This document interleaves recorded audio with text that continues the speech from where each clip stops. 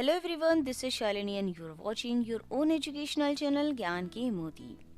Dear viewers, आज के video में हम संसाधन जो कि हमने पिछले वीडियो में अध्ययन कार्य किया था, इसी का आवश्यक अभ्यास कार्य जो कि लिया गया है कक्षा 8 की पुस्तक भारत संसाधन एवं विकास से। तो आइए देर किस बात की है, हम शुरू करते हैं पहले प्रश्न से। और पहला प्रश्न है, संसाधन किसे कहते हैं?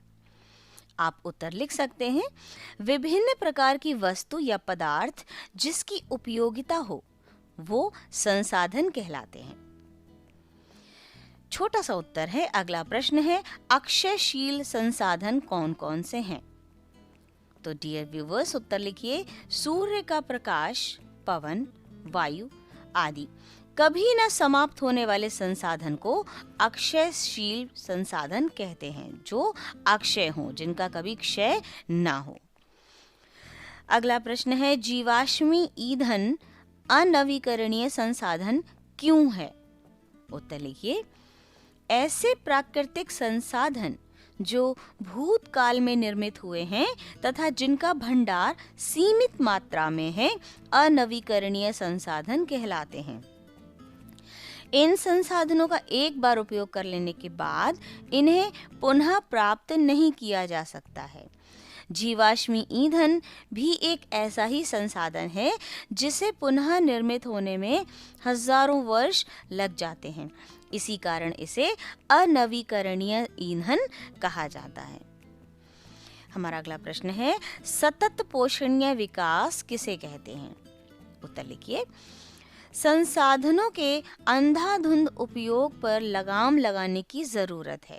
संसाधनों के विवेकपूर्ण उपयोग को संसाधन संरक्षण कहते हैं। विवेकपूर्ण उपयोग अर्थात जो कि सोच समझकर किया जा सके, ताकि हमारी भावी पीढ़ी यानी आने वाली पीढ़ी को भी उन संसाधनों का लाभ प्राप्त हो सके।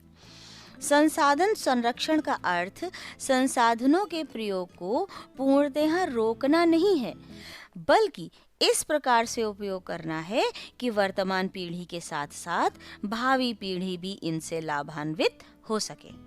ऐसे विकास को ही सतत पोषण विकास कहते हैं। अगला प्रश्न है, प्राकृतिक संसाधनों के संरक्षण के उपाय लिखिए। ये थोड़ा सा बड़ा क्वेश्चन आंसर है। आप लिख सकते हैं कि प्राकृतिक संसाधनों के संरक्षण के उपाय निम्नलिखित हैं। हम इन्हें 4 में वर्गीकृत कर देंगे। मृदा का संरक्षण यानी मिट्टी का संरक्षण, वृक्षों का संरक्षण, खनिज संरक्षण और जल का संरक्षण। पहला लिखिए, मृदा का संरक्षण।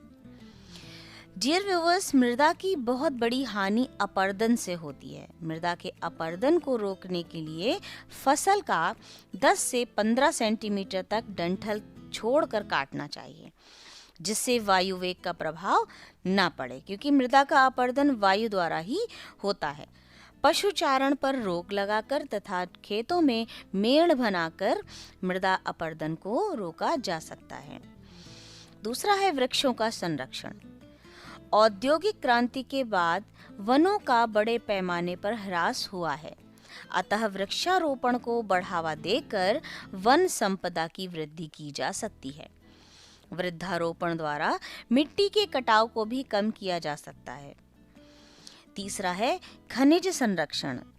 खनिजों के संरक्षण के लिए इनका बहुत सोच विचार कर ही उपयोग करना चाहिए। दुर्लभ या कम मिलने वाले खनिजों के लिए इनके विकल्पों को खोजा जाना चाहिए। जैसे धातुओं के स्थान पर प्लास्टिक का उपयोग करके खनिजों का संरक्षण किया जा सकता है। अगला है जल का संरक्षण। जल का संरक्षण जीवन का संरक्षण है। भाई, बिना भोजन के तो इंसान रह सकता है कुछ दिन तक, परंतु जल के बगैर ज्यादा दिन तक जीवित रहना असंभव है। जल का प्राकृतिक स्रोत है वर्षा। वर्षा का जल प्रवाहित होकर नदियों एवं नालों में पहुंचता है। वर्षा के जल के उपयोग के लिए बांध बनाकर इसे जमा भी किया जा सकता है। नहरों को पक्का करके तथा टिंकिल सिंचाई द्वारा जल के उपयोग को कम किया जा सकता है। घरों में पानी का सीमित प्रयोग कर जल का संरक्षण किया जा सकता है।